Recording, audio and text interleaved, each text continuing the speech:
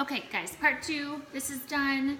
Second batch, this is more of the spinach, so you definitely want to mix these two batches together. One's a little bit heavier in some of the herbs than the other because of the way that we did it.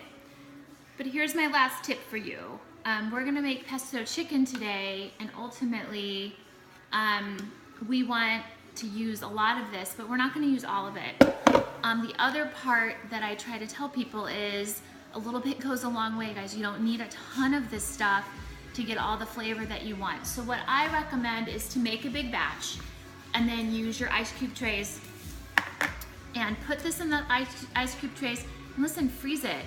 And guess what? You're gonna have a perfect portion of pesto anytime you want it for anything. Just like that, you put it in, you freeze it. I usually cover it when I freeze it because I don't know how long it's gonna be in there. Or you freeze it and then you can transfer it to more of a Tupperware container and keep it in your fridge, or your freezer, excuse me. So that's my advice to get the most bang for your buck as far as using it over time. But if you're gonna use it all at once because you do a big food prep like we do, feel free to use it all at once. But this is about the serving size that you wanna use.